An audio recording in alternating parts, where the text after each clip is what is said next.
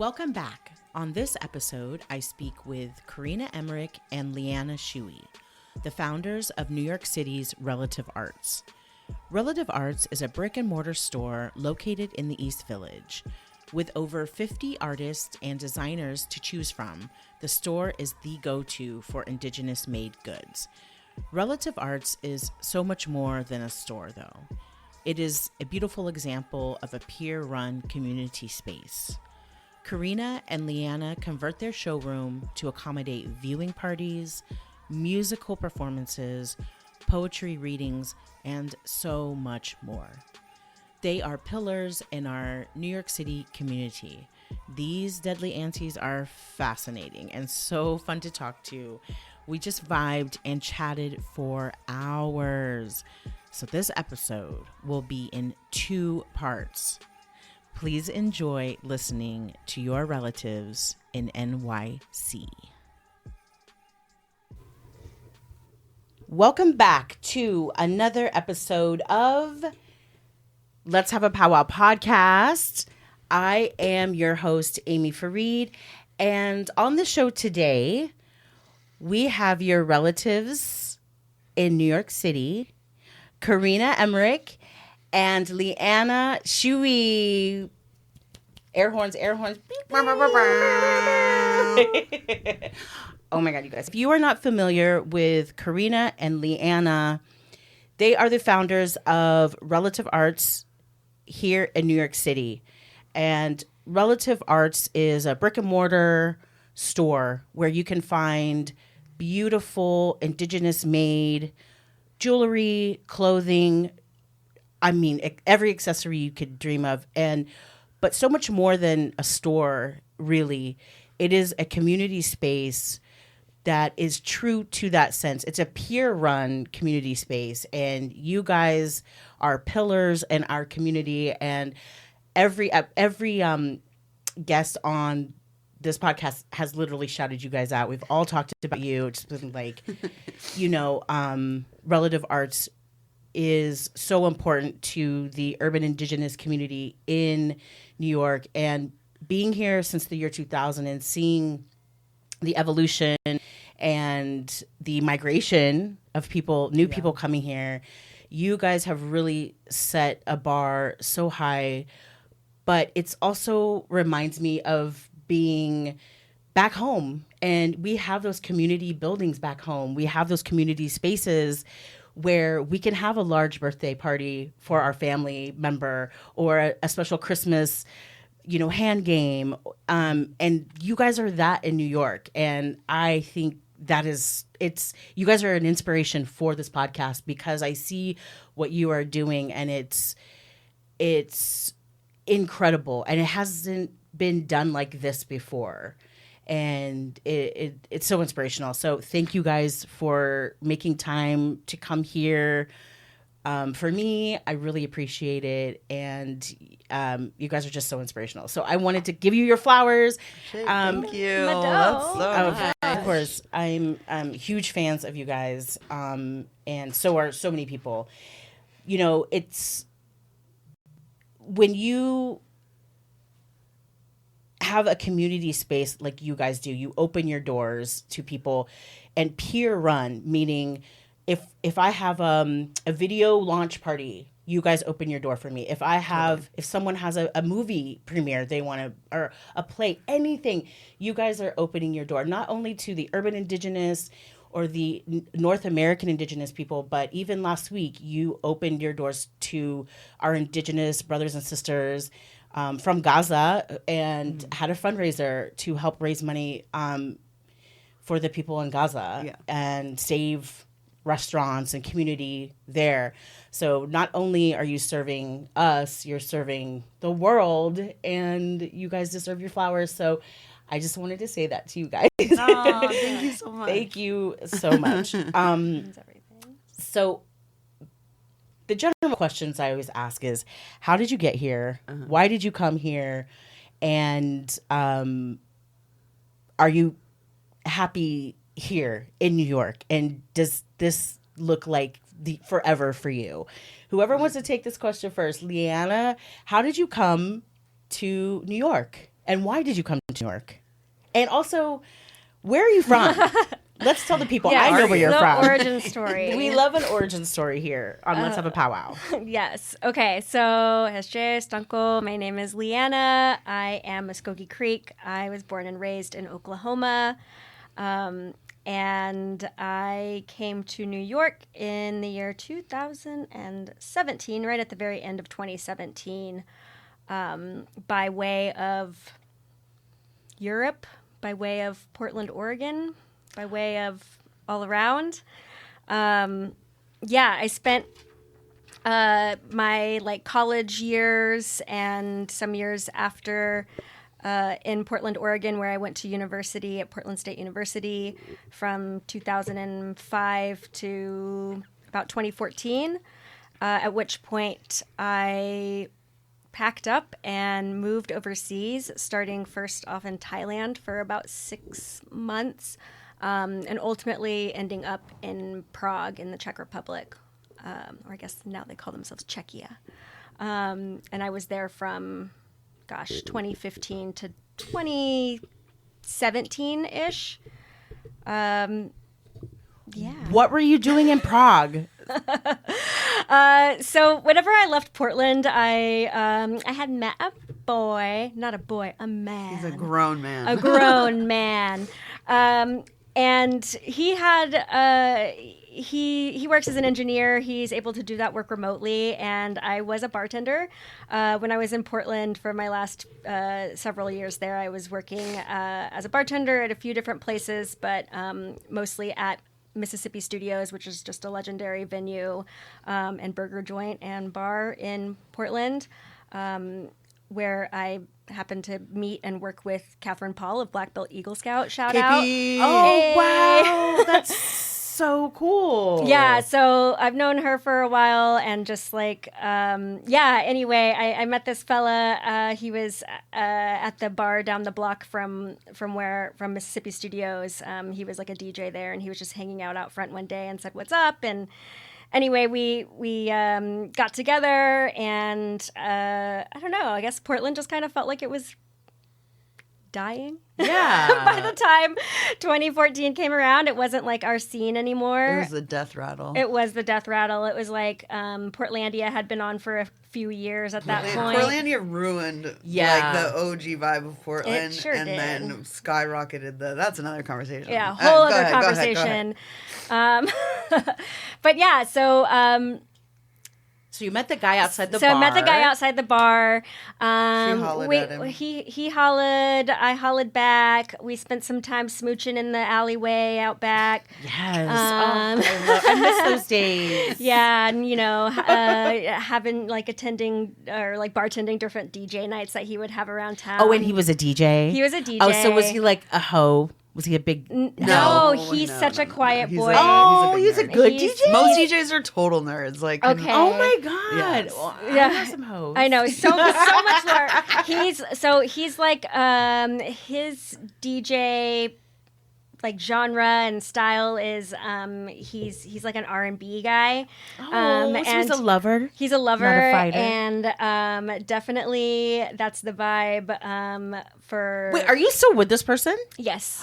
Stop. Yes. They're married. We're married. Yeah. Stop. Little known fact about Liana over here. Oh my God, yes. She's betrothed. Oh my God, tell never it talks on about this it. platform. Let's go. Yes. Oh, I love this is your love story. It's kind of a love story. Yeah. A story of So you love and smooched? camaraderie. And kissed, and then you're like, let's go to Europe. Yeah, well, Work. his DJ nights were known throughout Portland as being the hot spots for lesbian dance nights because Oh my God, I love lesbians him. love R&B. Oh my God, yeah. Obviously. Yeah. You guys were at the R&B last Yeah, we night went to last night? R&B show last We night. love, Me, yes, me. and we are Very, lesbians. very, We very are coming out pure-coded. now on this podcast. Yeah, this is yeah.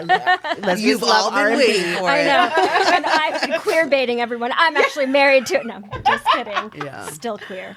But Married Yes. but still queer. married Yes. but still queer. Yes. So anyhow, we met. Portland was having its death rattle.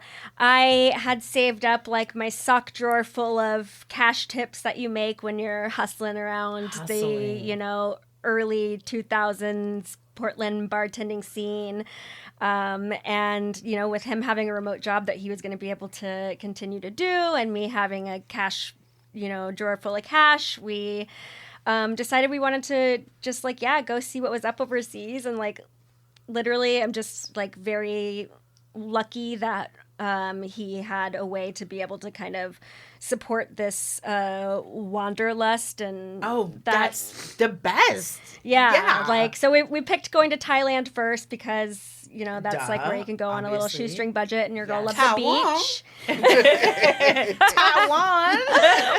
Want to move to Taiwan? Piper, no. Liana, no.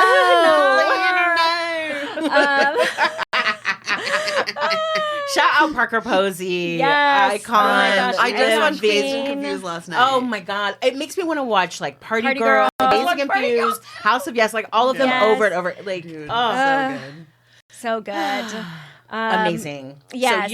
So Europe. And then, so you went to Europe. You went to Czechia. They're now Czechia. I need to check myself when I talk about them. How long were you in Europe then? So overall, we were there for about 2.5 years.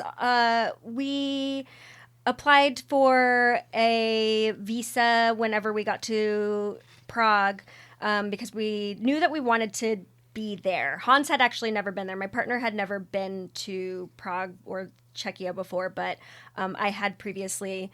And I just really loved it. And it is such a vibe. It's so beautiful. There's castles, y'all. Yes. There are castles there. Yes. And it is giving Eastern, Europe, Paris. Balkan, Eris, style New York vibes. Love. Because it is dirty and gritty, and no one gives a fuck what you're doing there.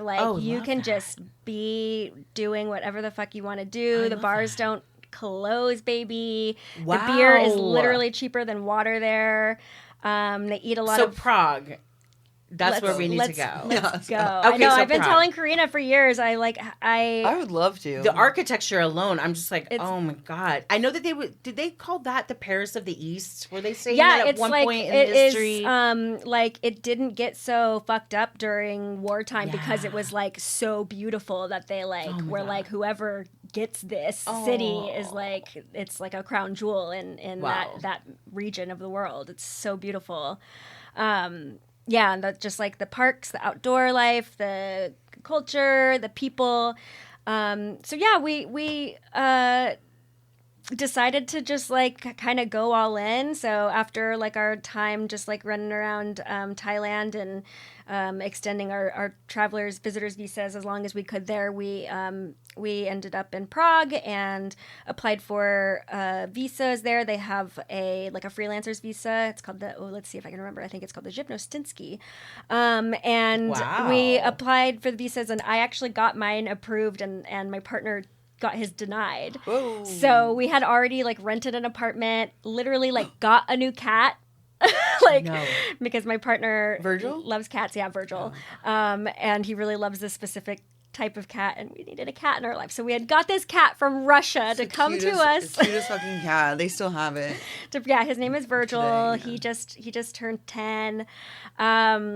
And yeah, so we have the apartment rented. We're settling in. My visa gets approved. His gets denied. So he basically gets exiled out of Prague. He has to leave the country. Lies. To go and reapply for his visa. You gotta go and try again. So they cut you. They're you didn't get it by. Yeah, because it takes a long time for the visa to be, to go through the process, and they have a rule where you can't do your actual visa meeting in the country that you're applying. You can't do it in the Czech Republic. So we had to go to Berlin. We had to go to Germany to do our thing, and it's a long process. So anyway, his gets denied, and I think it's with 3 days to go before his visitor's visa is going to be up. So it was just like, you have to go, sir.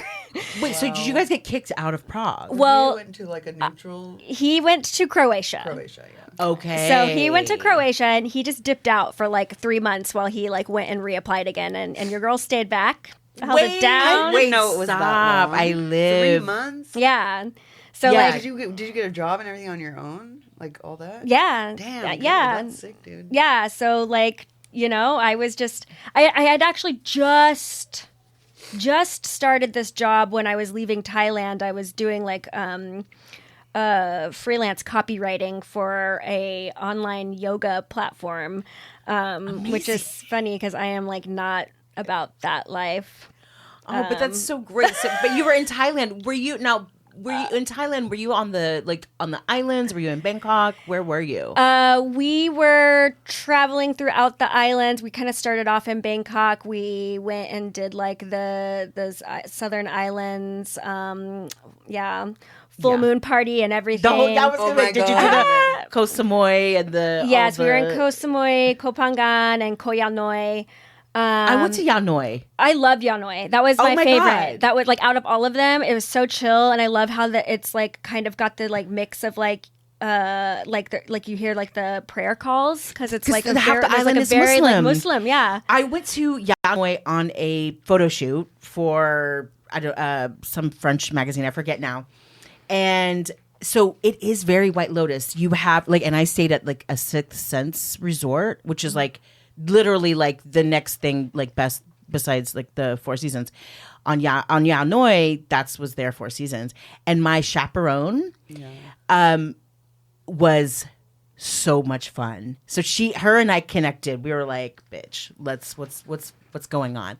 So she would come to my like little sliding glass door and she would knock. She was like, do you want to go out? I'm like, yes. So, you know, all day we would be shooting. And then once the sun goes down, unless like the photographer wanted to shoot at dinner, like a little thing of her eating or whatever. And the editor was French. So they were like, bitch, they're just there to hang out by the beach too. So they're not trying to work you. And it's editorial. It's like, so it's not a big deal. It's very amazing. So I was like, yeah, like it's okay if I'm like a little hungover tomorrow. Like no big deal. So she takes me and she tells me, she's like, so the other half of the island is Muslim, but they own bars. And I'm like, okay, work. Because, yeah. So we go and it's literally like what were they calling the bald guys? The bald white guys? So we went to a bar with like those bald white guys from like the White Lotus, like the losers back home or whatever. I do this. Why are you with this middle-aged loser? Weirdo. Yeah, that's what we keep saying about me and my partner too. Okay. Yeah. So we went to this bar. She would take me, and we ended up, and I was like, oh my God, like. That is what I love. Because it's like, of course, yeah, I'm like having this amazing experience. I will never be able to afford, I mean, unless this podcast really pops off, but I don't see that. But there have been these experiences through being a hairstylist on photo shoots and whatever that I will never have had those experiences otherwise. But for me, you know, everyone's like asleep. They're all like, yeah, we don't care, like whatever. But the locals is my thing. Like I love getting in with the locals and being like, what's tea? What's going on? I know like you guys have a little place over there. So she took me and we went to the other side and we had so much fun. She was telling me she was having an American come to dick her down. Okay. Yes. Okay. And I'm like, you better work, bitch. And she was like, yeah, girl. She's like, I don't like Thai guys. I want American dick. And I'm like, okay, you better work. And I was like, wow. So you just invite people over and they come and stay, or they stay like on the other side. She's like, oh yeah, totally, all the time. Wow. Tea. So yeah, so I love Thailand. Yes. I love the people. I love the food. The whole vibe there is just incredible. So you're the only other person I've ever met that has been to Yanoi. So I was like, oh my gosh. Yeah. It was like my favorite. The favorite of the islands. Yeah. And we spent the most of our time actually. So I guess we did like I think you get 3-month visitor visas at a time. So we like did the first 3 months and we did Bangkok and like the islands. And then we got like an extension on our visa for another 3 months. And then we went to Chiang Mai. And we like rented an apartment there, and kind of like what you were saying is just like loving the locals, like loving to like be able to have those conversations and kind of like get the real tea, the real scoop on what's going on. Like that's very much, I was so lucky to be able to do that. Shout out, my sugar daddy. Thank you, Hans. Yeah, we love you. Thank you, Hans. We love you for giving our girl that experience. But like, love a sugar daddy. 100%. But also to sugar like daddy sponsor us. Yeah, right? I know. Never enough sugar There's daddy. never enough sugar There's daddy. never I'm enough. not a sugar baby. I'm like a sugar lady now. Okay, Yeah, I'm a I sugar know. mama, but I'm a sugar Right? woman. But yeah, you can still spend I'm that just a money. baby. Yes. Stay Just the a baby. But being able to like go and travel around and spend a lot of time in places, like that's like so valuable to me. That's how I really like to travel. I really like to be able to go places and get to know. Like, I don't go to places to like go to the museum and like check off my bucket list and go ride the London Eye or like any must-see things in TripAdvisor. Like, Right. I'm like, let's just like go and like find a spot that looks local and like eat where the locals are eating and just like kind of take things at the pace of however the destination goes. So I love that. That's amazing. So how did you get back to America then? After all of this visas, denial? yeah. Well, ultimately, Hans's visa, my partner's visa did get approved after his second application. The Croatia moment So was the Croatian successful. moment was successful and also like very like formative and important to our time there.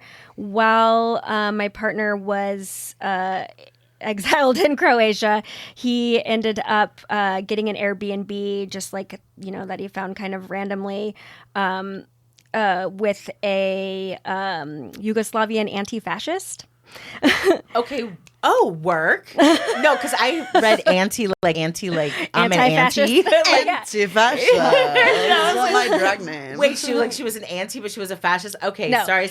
Anti-fascist. Yes. Yugoslavian anti-fascist. And this was during while there was this like kind of critical moment of people fleeing Syria.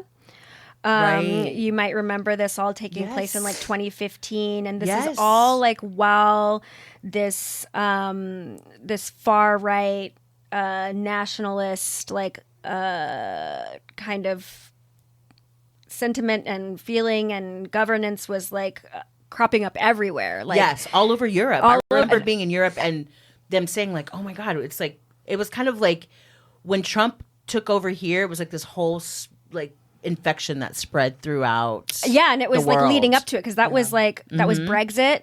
Yep. That was like Marine Le Pen in Yes. France. That was like all these like fascist movements like coming back up in like Greece and stuff, and they're like sinking boats in the Mediterranean Sea that have refugees on them.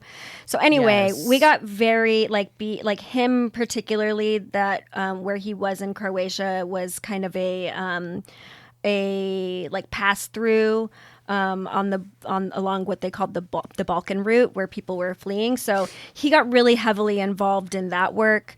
And then, I was doing the work that I could in the Czech Republic. And then when we were finally reunited after his visa was approved, we kind of had like a ongoing relationship in doing that support work on the ground and kind of like with communications of people who were passing along the Balkan route and the ever-changing situation there. Yeah. So that is all kind of leading up to what weirdly brought me back to the United States, was just kind of seeing and experiencing all of that and then also with like just the like, I don't know, that period of my life was certainly a period of escapism.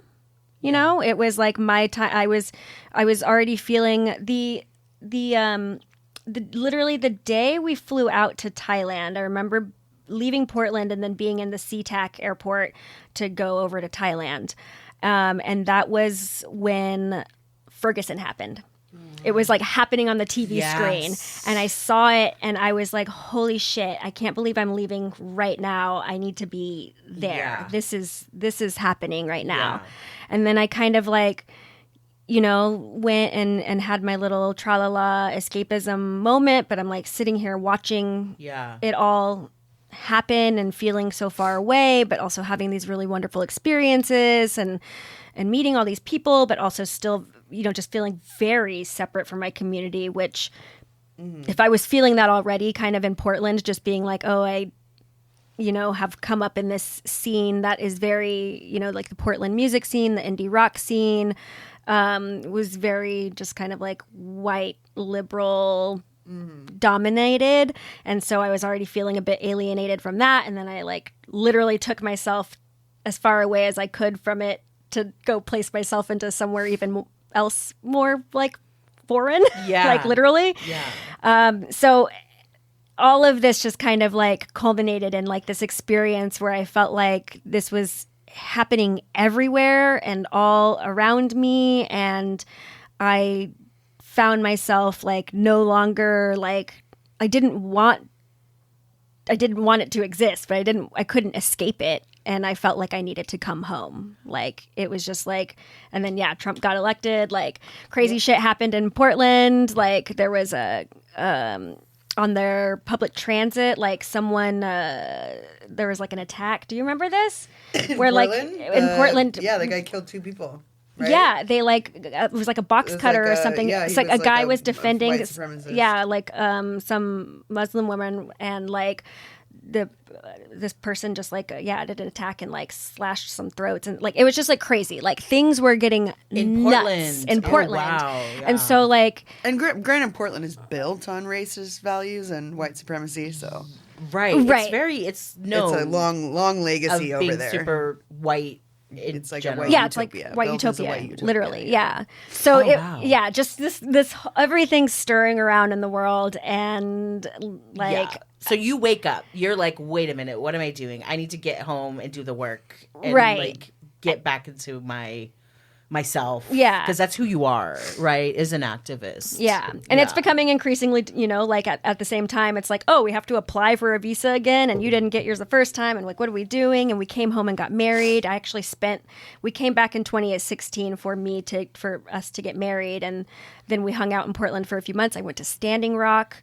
Wow. But we had like a storage unit back in Berlin. We were going to move back to Berlin, but then I went to Standing Rock for a few weeks, and, you know, just like it all just continued to kind of pile on. And so I thought it was bad having a storage unit on 121st Street, but you had one in Berlin. Yeah, right. So that we ultimately did have to go back, and we spent like maybe 6 more months kind of like tying up our affairs and getting the stuff out of storage and moving back to the States. But then I came to New York. Nice. Okay, establish yourself. You're here in New York, and had you visited New York? Did you know anybody here? How did you get involved in like the Indigenous community? What happened after you guys moved here, and how did you find community here? So I had been to New York one other time. On tour with my rap duo. Wait, Liana, stop! Well, okay, I cannot believe that you're actually disclosing that information publicly. Take it to the mic. We need this tea immediately. No. Wait, Liana, back the fuck up. Tell me everything right now. Okay. Well, you have I know, to wrap it. Cat bag out, separate. Freestyle now. Okay. Go. Well, so this it was a very unserious rap duo that I was a part of for a few years in Portland. Me and my good friend and creative partner Megan Spear, shout out Madam Moneybags. Madam Moneybags. That's what she went by. I'm MC Eenie Meenie. Together we are Bitch Slap. Let's go, Bitch Slap. That is a tight. I love that name. That was the duos. That was the name. Oh my god, that was us. We made a music video. We played some shows, and do you play any instruments? These days I play guitar. Okay, but back then were you like I played drums. I was in a band and I played drums. I'm a jack of all, master of none kind of multi-instrumentalist. Yeah, but you were rapping. My real passion and instrument is my lyricism. Your words. You're a writer. Oh. Wait, can I get one of the songs? Can we start the episode with one of the Bitch Slap songs? You should probably we can look it up. You can there's Can we Google like Bitch Slap Portland basement on YouTube or something, and like maybe a video of you will pop up? Yes, that's true. Oh my god, Liana, I love this. Is there any talks of a Bitch Slap reunion? Probably. Can we perform? Are we giving summer stage?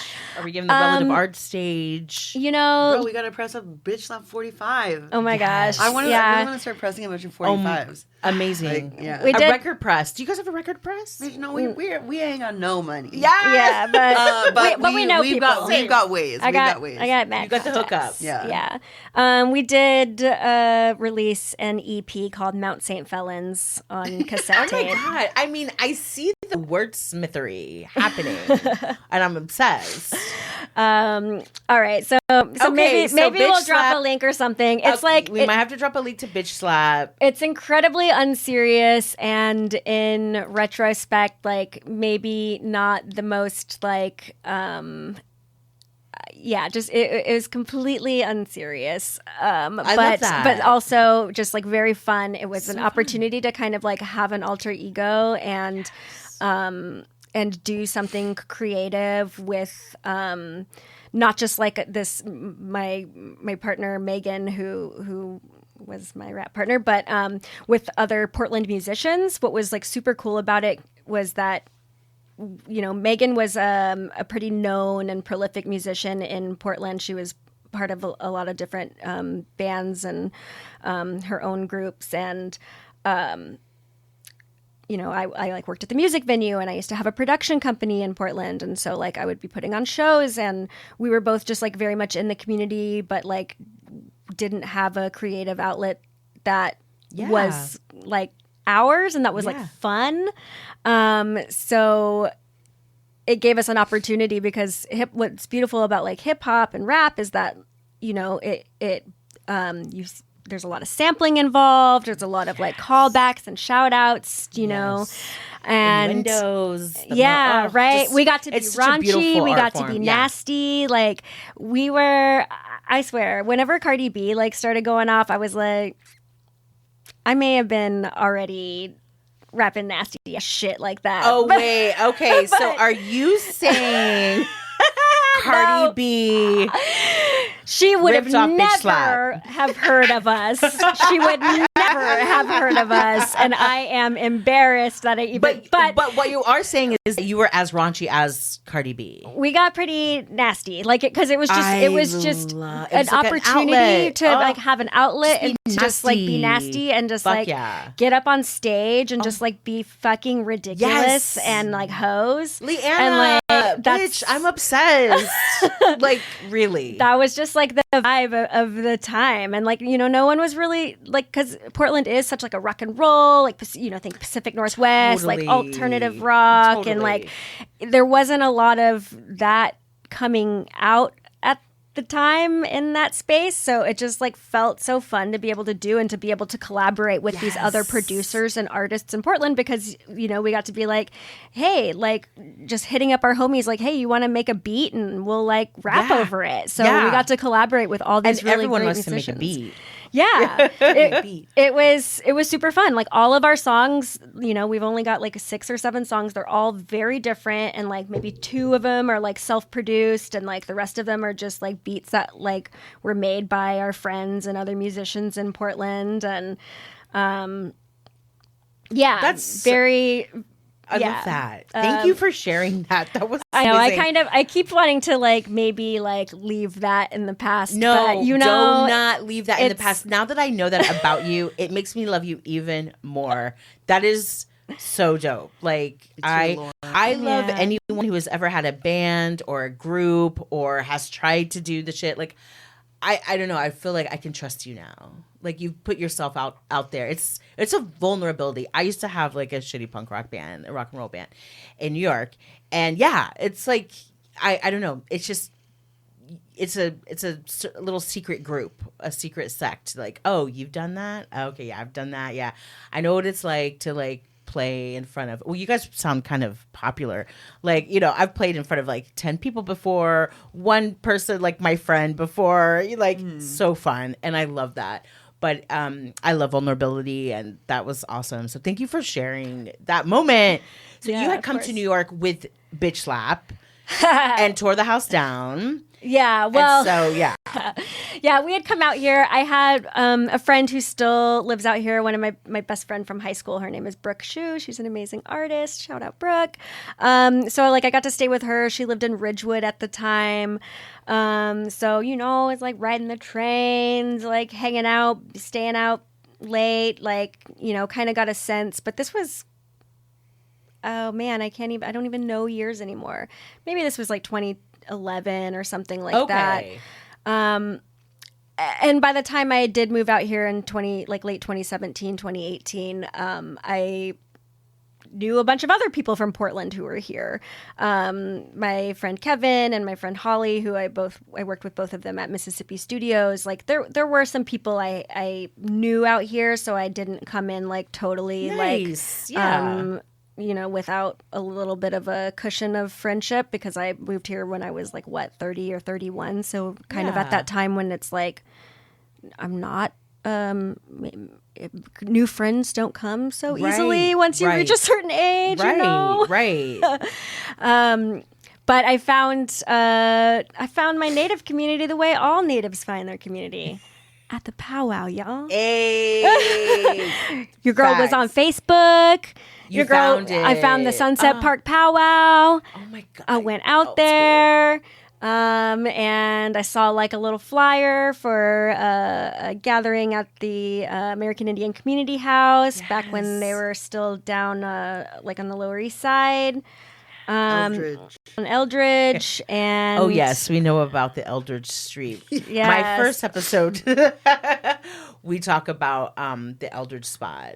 So that's how you found your Indigenous community. Korina. Yeah, hi. You are not from New York originally. Correct. Where are you from, and how did you get to New York? Okay. Well, Hatzlachel, Korina Emmerich Zietstadt. What's good? My name is Korina Emmerich. I am Puyallup. I'm originally from the Pacific Northwest. I grew up in Oregon. I grew up in Eugene, Oregon, and most of my family on my father's side, my dad's side is native, live in Washington State. And I grew up with my mom in Oregon, going back and forth all the time, as like us like 80s divorced kids do. So fun. But yeah, like that's where I grew up. Yeah, how did I get to New York? It's a really long, it's a not as crazy a story as Liana. But growing up I was like a dumb punk kid. And Same. Yeah, like super I always say I wasn't a bad kid, I just did bad stuff. Yeah. So actually like my mom kicked me out when I was 17. Fun. So fun. And I lived in my boyfriend at the time studio apartment.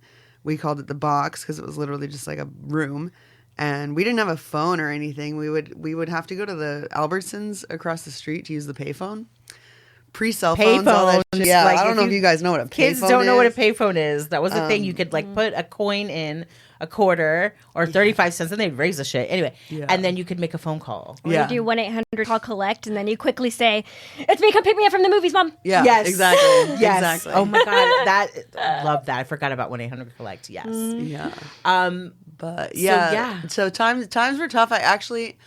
So I went to school at the Art Institute in Portland for apparel design, but I guess like the honest history of that is I'd gotten early acceptance into college, and this is while you're 17. Yeah, when I was 17. The acceptance. Yes. Yeah, and then I just continued to get in trouble with the cops, and my mom was like, okay, like. You're not taking your life seriously, like get the fuck out. Yeah. And unsigned all my student loans, and I was like shit, like what is my future? What am I gonna do? So I ended up like enrolling myself in community college and got a job as a dishwasher. Nice. And went to community college for a year to prove to my mom that my education was important to me. So she reassigned my loan. So I ended up at the Art Institute studying apparel design the following year. Your apparel design, had you been making stuff already, like growing up making stuff? Yeah. So actually, like the very first dress I ever made was my jingle dress regalia when I was like 13, 14. And I think that's like something I think back on a lot because thinking about that process of putting that much intention and prayer and everything into the first garment that you ever make really gives you an understanding of like not only the like tactile part of creating something, but the story behind it. And I think that that's really resonated with me in the way that I look at fashion now. I think of it a lot more as like a storytelling conduit. So yeah, I really loved sewing, and we were like punk kids, so I was like studying jackets, like sewing with dental floss and lighters and like anything we could do. There was like all the anti-fashion shit. Yes. And like we would do our own screen prints, like burn stuff under light bulbs, like whatever we could find, we were like making our own stuff. And so that like all that growing up. This is why punk rock is. I said this before when I was talking with Yadika because we were both punk kids too. Yeah. Like you have to be. I feel like it's so good to be a punk kid. Yeah, it's because you're creative, really resourceful. Yeah, I remember bleaching my first head of hair because we were like 13 or 14 and.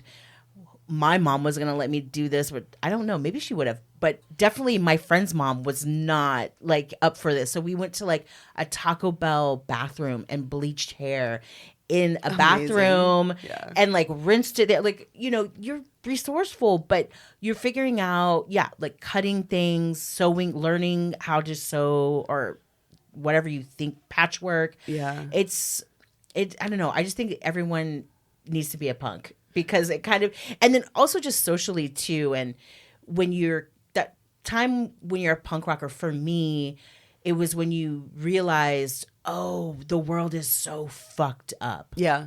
Like it really is set up for failure and it only works for certain people. Mm. And then when you realize like, oh, I'm not really that demographic either, it just becomes even more, it's just like this realization of like, this is all so fucked up, and totally. I don't know. I think it's just so important. And of course you're a punk rocker. I love that. It's like great because I see that too in your aesthetic and that's so rad. So you're screen printing, you're being punk as fuck. Yeah. Making everything. Everything we would get, I mean, like, oh man, it's so bad, but like we would steal from Goodwill all the time. I too!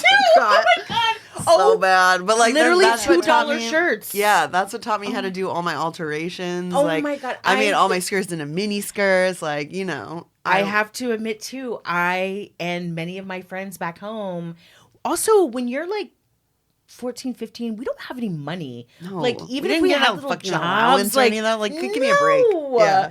So this was how we got clothes, and also like I was sneaking into gay clubs at that age, and so for me, that was like, oh, a polyester pantsuit, like it's amazing. So I know. I did it too, and I think they knew. Oh, they totally knew. And I think they were like, "Girl, just get it off the racks. We have so Yeah. many clothes now." Yeah. I would but have like 3 pairs of jeans on under my jeans. Yeah, I had a stealing bag. I had a bag that was, it was a huge vinyl, which is like so 90s, like a big black vinyl, shiny vinyl bag. Mm-hmm. It would just be stuffed with clothes. Like, and yeah, we would hit up different ones, like, until we found our outfit for the night. Yeah, totally. Thank you, Goodwill. Yeah, thank you, Goodwill. Shout out Goodwill. Never steal from small businesses, though. Yes. Goodwill's donations, Goodwill. and they're here to support us, the people with no money. So. Yes, Yeah. exactly. Thank you. Okay, so yes, tell me more. Yeah, so I lived in during that year I was in community college. I actually lived in a punk house with all dudes. That was a crazy time in my I'm life. sure. Where is this? In Eugene, Oregon. In Eugene. Okay. Yeah. And then when I got into college, I moved to Portland and started school. A lot of like really traumatic stuff happened at the beginning of that. So that was like a really like crazy experience in my time. The transition to moving somewhere else was really hard, and I got through school, thank God. Nobody's perfect, right? Like I failed pattern making class. I failed my first senior collection. Also, wait, I don't know if we've established, if you guys don't know, I know this, but I have to think for the listeners that don't know that Korina is a fashion designer. Yeah, I'm a fashion designer. I don't know if we've said that. Korina is a fashion designer. She's an incredible fashion designer. So if you didn't know that, yes. So this is also part of her origin story. Yeah. She is a fashion designer. She's amazing. It worked out. It worked out. It worked out. But yes, but you were failing and all that, and that's and it just like I think it's so. Actually, Dea Casador and I were talking about this. She's one of my best friends. Shout out Dea. Shout out Dea. We were talking about just like failure is not like a lot of people will take failure in like something that they're really passionate about as like a sign that like, oh, it's not for you. It's like, no, dude, it's like making you stronger. Yes. Like you have like are you it's just making gonna you it's stop? like, do you really want this? Yes, bitch, come on. Like you can't go to school anymore. Do you really want this? You're gonna fail this class. Do you really want this? Like, yeah, you gotta keep saying, yes, I want this. You gotta keep going. Nobody's perfect. Nobody's gonna get it right the first time. Yes. Like, times are tough. Like resiliency is real, and it's certainly not easy, but it is real, Yes. And so I went to school, and I always knew since I was probably like 14, I'm gonna move to New York. That was my goal. I wanted to come to New York for college. I wanted to go to Parsons. Yes. The tuition was astronomical at the time, which is like nothing today. I think it was like $35,000 a year, which is like nothing now, which is crazy. But inflation is crazy. There was just like there was no way I was gonna go to New York. Like all growing up, my whole life I'd never been farther than Wyoming. I think I'd only been on an airplane like twice. Like we just we like stayed where we were from, and I didn't have an opportunity to do a lot of travel or anything. So when I graduated college, finally, it was like, what a relief. My boyfriend at the time bought me a one-way ticket to New York. Stop. And my friend, a friend of mine who her boyfriend was in the same band as my boyfriend, she moved to New York. So we knew each other through that scene. And she was like, I'm moving. Do you want to come out and live here? Like, I'll look for a place with an extra bedroom. I was like, fuck yeah. Oh, I love it. So literally one-way ticket, 2 suitcases, a cat, $72. Moved to New York. On the plane, never been farther than Wyoming. Crying. And you've never been on the plane? No, I'd been on an airplane like twice, okay, but like never been in the East Coast in my life. Yeah.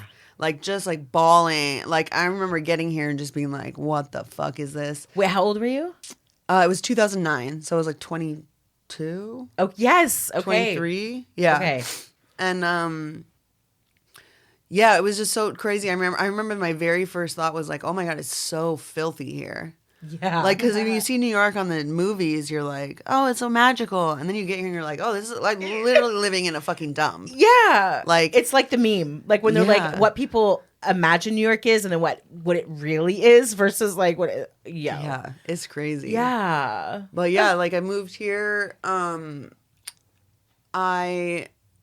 didn't have a bed for like the first 6 months. I like slept on the floor, like, but like all those things are like material, whatever. Yeah. Like having the opportunity. I mean, like even nowadays, fuck, having a roof over your head is like a pretty big deal. Yes, is. And when you're young like that, I slept on an air mattress when I first came to New York. For like 4 months, I slept on an air mattress. And then I remember my mom took a cross-country Amtrak trip to visit me in New York. And she had come upon some money. I think it was like the Cobell case, actually, which is like a major case that happened for the Osages with getting some of our head right money back. And she bought me a futon. Oh, and that was a nice. futon, and she bought me a Sony Vega TV, and so she like hooked it up. She was like, "Okay, girl, let me hook up this little rat on the floor." I was sleeping on the air mattress, so yeah. But you don't care when you're. That's what's so beautiful about that young age of just being like one-way ticket. Totally. One way. I took a Greyhound bus, right? Yeah. From Wichita, Kansas to New York, and yeah, there was no other. Right? There was no looking back. Yeah. There's no other options. It's a bitch, you're going to make it here. Yeah, that's This is like, it. there was like in my head, No one's there gonna was come and no save us. other like, it wasn't like maybe here. It was like, I'm moving to New York. Like that's what I'm supposed to do. Yeah. Like even like growing up, I'd be in high school and like I always had like, like the white cat eye glasses or like the, dressed all up in my fucking like Doc Martin brogues and everyone would be like, you don't belong here. Yes. Yeah, that's what people would tell me too. They're like, we didn't know what your deal was, but like we knew that you weren't going to be here for long. And I was like, you did? Like, oh my God, that's so cool. But yeah, no, I'm out. And I kind of knew it too. Like I knew, did you ever feel that, Liana, like in Oklahoma or back home? Like very much. I mean, yeah, I left for Portland as soon as I could. And I was very, like grew up in the, like my high school life was like the MySpace, LimeWire era. So we were all like, like LimeWire. Oh my God. So I had like all the music at my fingertips Yeah. after, 26 hours of downloading. Yes. And just like knew there was a world out there that like, because I was also, I was like, I loved how you said it, like not a bad kid, but doing bad things. Like, I was definitely like, falling asleep in my classes, but passing them. Piercing my nose with a sewing needle. Piercing. I pierced my belly button. Oh man, I almost made myself puke doing that. My labret, my lip, and my nose were both sewing needles. I did a sewing needle on my nose too, and the hole is still there. Mm-hmm. Yeah, mine too. Oh my God, I did it in my eyebrow with like a safety pin. Oh my God, I love us. So all of that, I was definitely like, not. I was meant for things beyond Stillwater, Oklahoma. Yes. But I remember really distinctly my guidance counselor in high school, like, when it's like your junior year or whatever, and you're starting to like think about where you're going to apply for colleges and stuff. And my counselor being like, I was like, I want to apply to like CU Boulder. I want to go to like Portland State, like whatever. I want to go out of state, and I want to go where indie rock is and weed's legal. Yes. And I remember my guidance counselor being like, maybe you should not think so like big. Oh. Yeah. And like, being like, I know your family's financial situation. You can't afford this. Wow. Like, like you're not meant for these things. And we were also kind of the pariahs of Stillwater because like we had a lot of run-ins with the police. My family. Yeah, also, I don't know if you guys know, but Liana and I are very ACAB. Yes. We both grew up not having a good relationship with the cops. Fuck the cops. Love it. Yes, all day, every day. Yes. But baby. But yeah, so definitely that resonates so much. Like just not like feeling too big for and too different for the space that I was in, and like Yeah. So you get to New York, Korina. I do. I made it. Now, did you move in with that girl? I did. I moved in with that girl. So we actually had a place in Greenpoint before it blew up, and like people I didn't really know anybody in New York. I think I knew like 2 or 3 people. And when I told them like, oh, I'm on like it was on Mess Roll in McGinnis. And people were like, oh, you're on that side of McGinnis. That side of McGinnis, right? It was like, oh, that's so bad. So like it was the like, more industrial kind of far out. Yes. Yeah, it was like, I remember once. You had to take the bus there, like to get from the train. Yeah. A cab driver once took me home, like a old yellow cabbie. And he was like, you ever wonder why there's gates on the 3rd floor in Greenpoint? And like gates on the windows. And I was like, why? He's like, crackheads climb walls. But that was the vibe in Greenpoint was not cool. Yes. And like, so, but it was fine. Like we got by, but I think it was at the same time where everyone was talking about the machete gangs that were like going around killing hipsters. Wait. Do you remember like the machete bike gangs? Wait, off no. Bedford? Off of Bedford, like Williamsburg, the Bedford stop. This is what? 2009. No. What? I was in hearing about Bushwick. it. I Yeah. would have. I mean, was I the machete gang? Maybe you were. Maybe you were in the gang. No, but there was all the lore I'm about dead. because of gentrification and like scaring people. It's Yeah, like they of say when course. people are like, "Don't go to the res," Yeah. like Yeah. they don't want you there. Like they're just like actually like don't Yeah. move here. Wait, I have never heard that. That is hilarious. Oh my Yeah. god. Was it? Did people die? I don't know. I don't know if it was just like a story. Yeah, the lore. Of, Yeah. yeah. Don't But- come here. Even like meeting people that grew up over there, they'd be like, yeah, like grew up in New York, like growing up, like my grandma would be like, if you fall asleep on the train, do not ever get off on Bedford. Like, come back to First Avenue. It's just crazy just in the past 16 years of me living here, how much everything's changed. And, New York is constantly in a state of breathing and evolution and growth. And, that's just the state of this city with the people coming in and out all the time. But, it is really wild to now have that kind of, retrospective to think about that Like neighborhood. an Hermes. Now there's a fucking I know, Hermes and right? Chanel in Williamsburg. Ugh, Dude, that's I remember insane. There are we stop would- signs. I was there shooting recently. There's stoplights. I was like, I used to blow through these, on the was so wife dangerous. and all that. Yeah. Oh no, it's Yeah. insane. We never saw dudes in suits. I remember the first time I saw a dude in a suit in like Greenpoint, Williamsburg, and we were like, what the fuck? Yeah. Oh yeah. And now that's all it is. Like now you have to be fucking. Now Bushwick is like rich. all yuppies too. It's like that's how New York is. You just keeps getting pushed out further and further and further.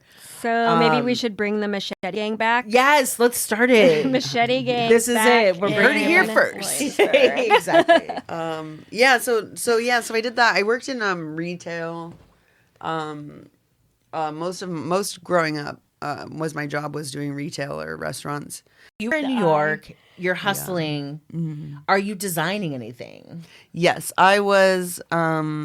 I was designing. One thing that I remember really thinking a lot about was being so self-conscious about the clothing I wore here, because I thought everybody was like very judgmental, and it was like in the time where like designer bags were like everything was like a status symbol, So I would be like I wouldn't buy anything like inexpensive, like fast fashion. So my thought was always, if I was going to an event or I got invited to something, I would either have to wear something I made or something that's vintage. So I would make my own clothes a lot when I would get invited to different events or parties or whatever, so that if anybody was like, oh, hey, I like your dress, thanks, I made it. Like, you never know who's going to say that. So I still have that mentality when I do anything. But so I was making myself a lot of clothes. I started working a lot with like deerskin, leather, and tanners that, bro, like fucking Indigenous eBay. You know what I mean? Right. Like, we used to get everything on eBay, like conch belts, leather from tanneries, like everything, like before, like you could really shop online everywhere, before like Sharp's Indian Store, like all these places, like we would go on eBay. Yes. Yeah. We would go on eBay. So like you buy your fucking quills on eBay. Yeah. So I would get a lot of my materials through eBay. But yeah, I started working a lot with like deer hide. and started wanting to explore more of that. And then I started developing the idea of Emmy Studio, which is my brand now, EMME Studio.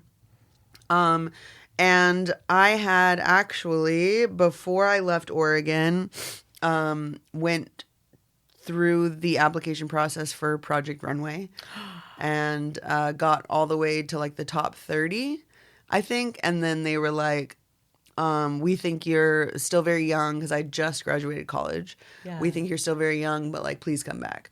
So it was like a couple years later, then after I had moved to New York, because I thought Project Runway would get me to New York. That was like a big part of why I wanted to do it, because I was like, then that'll be the first time I'm ever in New York, is because they got me a ticket. So you apply, Project Runway tells you you're not there yet. Mm-hmm. And then so Project Runway is not bringing you to New York. You get here. Yeah. You're designing. Emmy Studio is created. Yeah. And then do you revisit the Project Runway idea? Yeah, so they like consistently kept reaching out to be like, reapply. And I was like, I don't know if that's what I want to do. And then like more crazy traumatic stuff happened. And I was like, okay, take control of your life, girl. And so I reapplied and got on the show, got cast. So I already was living in Brooklyn. This was when I was in Greenpoint. And basically like what happens in that process is that you're completely sequestered for like 6 weeks. We were in Hell's Kitchen at an apartment over there. You're put into an apartment with a bunch of people in these twin beds, and you're not allowed to have any photos, magazines, phone numbers, phones, passports. No, like you are basically like completely sequestered from society. You can't watch TV. You can't know what's going on in the news. You can't. And through this 6 weeks, you also don't get paid anything. So you're basically working for free for this huge fucking production company. Oh. Are they feeding you at least? Yes. So but we would have like $15, like a $15 meal stipend. So yeah. That's trash. Like it was really fucking trash. And then I mean, there's so many things about it. We were like sleeping like 3 hours a night. Like they would wake us up. We were like constantly being mic'd, poked, and prodded at. You're not even allowed to go to the bathroom alone. Like you aren't allowed to do anything on your own. You're constantly surveilled. Yeah, and this was like in that. What year is this? Because I feel like it's reality TV. It's like 11 years ago. Yeah. Yeah. Because they get called out more and more every. Now they're fucking unionizing. Yeah. I'm like, bro, where was that when I was in it? Because it's that whole culture of which you and I have experienced working in the fashion industry of exposure. Yes. Like all we work for is exposure. Yeah. Trust. Yeah. You'll get this. And then it's like Oregon Trail died from exposure. Yeah. Like literally, like I can't pay. Like so basically after that show, I came back to a ton of bills stacked up. Couldn't pay my rent. Had no money in my bank account.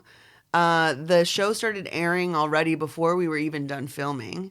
Oh wow! And then I found out I was the villain of the season. Work, but we love a villain. We love that's tea. That's tea. Wait, so I've never seen your season. Okay, good. But can we watch it? Can we go back? I love a villain. I'll let you guys know. It's been long enough for me now that I really see it as like a different person than me. Like it's like outside of my body completely. Yes. But yes, I was on season 13 of Project Runway, and I made it to like the top 6. Work. Wait, but why were you the villain? Were you just like speaking your mind? Were you just confident? Yes. I also because the editing, there's a lot. The editing did not blame it on the put me edit. In a good light. Blame they it also on the cut edit. out anything about me that was like personal or relatable. So like any phone call I had with a family member, they cut it out. Anytime I talked about my family, they would cut it out. Like anything that made me like relatable. Yeah. And also I'm like I can have like resting bitch face, and I also speak kind of monotone, so people just automatically fucking hate you. Yeah. And I'm also pretty. Yeah. And she's a babe. Extra hate you. Yes, she's a baddie. Hello. No, but it's true. And I'm also crazy. So I lost my fucking mind on that show. Like, I had a complete meltdown. Of course. Which is fine. And you're not getting enough sleep. Yeah. You're not No, getting you're rest. not getting, and I need alone time. Like, Yeah. that's one thing I really learned about myself. I can be a very like, extroverted person, but it'll take me like 2 days to recoup from like a night out of like socializing. Yeah. So just that pressure like got to me, and I like lost it. And then you also see how during that experience how manipulative everything is, and that you really have no control over the way that you're being perceived or the way that your work is being perceived. And we found out during filming that the people who are getting kicked off were predetermined before you even showed, so that the judges would know who to be like, we don't like this, we don't, because they would be like, oh, Alexander's getting kicked off this episode, so they'd be like, we hate your look, and it wouldn't even matter what the look was, you know. Oh wow. So there was a lot of that, and just the fact that it started airing before we were even done filming that's how formulaic it is. Yeah. Everybody on the show is cast as a character, and your character has a certain arc, and the way that they edit you is based on that character. Because they're not like reviewing the footage and being like, how should we do that? They already fucking know when they cast. Wow. They already know. That's why they kept calling you back. They kept being like, come on. They tried to they get were me like, back we to need go to this All crazy Stars, bitch like, on. years and Wait, years and years and wait. years. They have an All Stars? Yeah. Okay, so RuPaul ripped them off, or they ripped off RuPaul for the All Stars? I think Project Runway's had All Stars for like a while. So. Wow. They like even like. Girl, I kinda- think it's time to go back. No, no, it's been too long. Nobody gives a shit about me anymore, No. except the trolls on Instagram. Have fun watching the show, bitches. I hope you enjoy. It's only getting better from here. That's why I need you to go back for the trolls. Right? I need you to go back because it's not fair. And I love that you're exposing them, because that's real shit. Yeah. And that's what really happens on reality TV. Mm-hmm. And it's not right. And you don't get paid anything. Yeah. And these huge $1 million fucking TV studios, movie studios have money. And they're making so much fucking money. Gold-plated exploitation of labor. Oh, 100%. And that is what the fashion industry is built on. Yeah. So it's not surprising. It's happening here. It's happening everywhere. How did your life change after Project Runway? Yeah, so the one thing that's really interesting is like on the show, you know, like the top 4 designers or whatever go to New York Fashion Week. And it's like, that's what everybody's striving to do. Well, because when the show is airing, when New York Fashion Week happens, it's during a certain point during the show airing. So actually, in reality, real reality, the top 9 designers go to Fashion Week because the audience can't know who the final 4 are. So I was in New York Fashion Week. It just wasn't aired on TV. So you're still showing to the exact same audience, buyers, everything, magazines, everything. Nobody knows. So I showed my collection, which was a lot of leather weaving. And I was like, I'm not even going to do it for the TV. Like, I'm going to do what I want to do. Yeah. And so I put out this collection and got picked up by Lord & Taylor. So amazing. I was the only one out of that Okay, so group. that was the exposure. Yeah. They're like, okay, but you got this. Yeah. Right. So I was the only one out of that group that got a department store deal. And iconic. Yeah, I learned so much from that experience. But that's when I started working in nightlife, because I had to have a job that I could do all night long in order to pay for production, because the department store will give you like half the money up front to start production. But because I was doing a small production run, I'd have to pay sample prices for every garment. So my costs were astronomical. I lost so sample prices. Yeah, so I was paying like that's more expensive. $200 and something a jacket. Where like, but because I was having everything made on 37th Street. But if I like outsourced it all to like China, which we're all learning now in this fucking tariff economy, how much they control that market. Yeah. And So my prices were too high. I couldn't compete with other mid-level contemporary designers. I went $5,000 into debt from that collection. I didn't make any money. I went $5,000 into debt because I decided to change the zippers, and they were like $1 more. You know what I mean? But I was like, I can't put this on the floor if it's not like, because my commitment to quality was so high, and like my idea of like what I want, how I want myself to be perceived through my work, does not match this fast fashion model that we are as consumers are so accustomed to. So I was with Lord & Taylor for 1 season, learned so much. It was like an incredible learning experience. But the thing that I took away the most was that like, this is not what I want to do. So I was like, I'm going to slow down and do made to order. And so I started making literally everything with my own 2 hands because I have that skill. Slow down production. I would do some things like have t-shirts screen printed, little things like that, but mostly everything I was making myself. But through that choice, I started getting a lot more recognition for the quality of my work. And I never wanted to be somebody that was just like selling out to make coin, right? Like that's never you're still a been punk rocker. Yeah, right. Still, Exactly. still that punk Still aesthetic of like, you're not a sellout. Punk's not dead. And you have your morals, and that's so important. Slow fashion is so important that we have someone like you in the public eye that is a driving force for slow fashion. Yeah. Because it should really be the norm. And it unfortunately is not. And we're seeing the effects of that with our climate. Fast fashion is so bad for the environment. And you have proven that it is possible to create and make things with your own hands. And did you start getting orders for, I mean, you have a website online, people can order. Are you still producing clothes? Yeah, I not as much. It's been really difficult. I mean, like, as I often say that I work in sustainability, but my business model is not sustainable because working made to order, it's hard to keep up with any kind of like a monetary stability, I guess. Yeah. So I'm not cutting like 200 coats and selling them. I'm cutting like 1 and selling it like 1 a month. Can I pay my rent doing that? Fuck no. Yeah. But it's just such a nuanced conversation when it comes to the fashion industry because it's so fucked up. I can't think of a better word. But it's just like so deep in the problems. Yes. That it's almost like, like when people say it's easier to imagine the end of the world than the end of capitalism. Yeah. And yes. That's kind of how I feel about the fashion industry.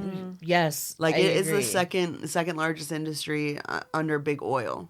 Yeah. And they work hand in hand, bro. And your polyester, it's fucking oil. It's all oil. Your vegan leather, it's polyurethane. Vegan is a marketing tactic. Oh, wow. Like, people are like, oh, it's eco-friendly. I'm like, no, you're literally wearing plastic. Yeah, it's oil. Vegan doesn't mean eco-friendly. It means Chemicals, plastic. Petro. In fashion. Anyway. Work. I love that. Okay, so Lord & Taylor, you're over that. You're like, okay, this is not what I want. Yeah. You're kind of figuring out what you want. And then when do you get involved in the community in New York? So it's actually really funny, and I don't know if I've told you about this, Amy, but or if we've talked about it. But that was one thing when I moved to New York was really, really, really missing in my life was like a sense of community. And I think I only knew like 2 Native people out here, like Jolene Chi and Christina Printup, and then I was like, okay, I'm like my like mentally, emotionally, like spiritually, really suffering without like my people. And so I started volunteering at the Smithsonian NMAI. Yes. To meet people. And the first That's day, where we met.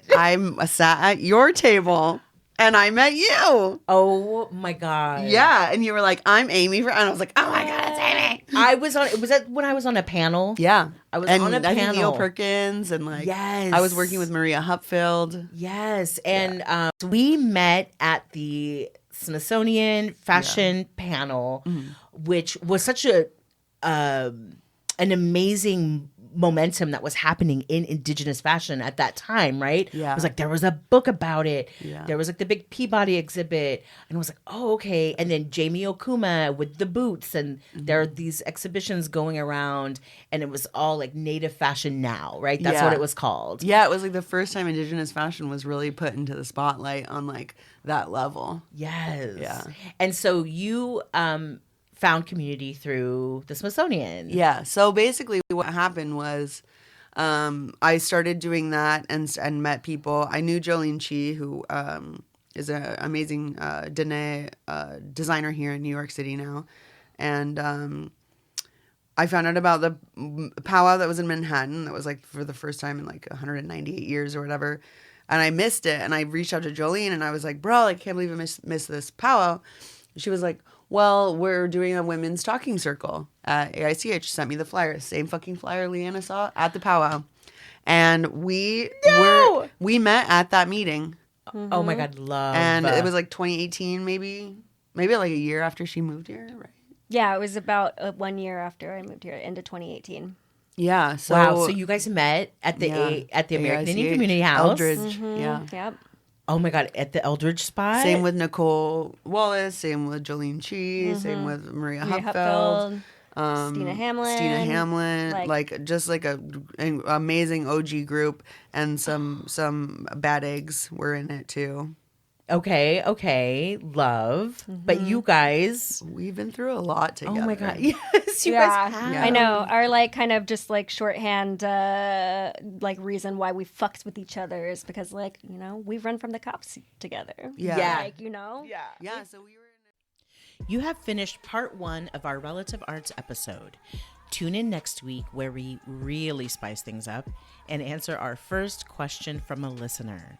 If you would like to leave a question, you can text the show directly on the podcast page. See you soon, cousins.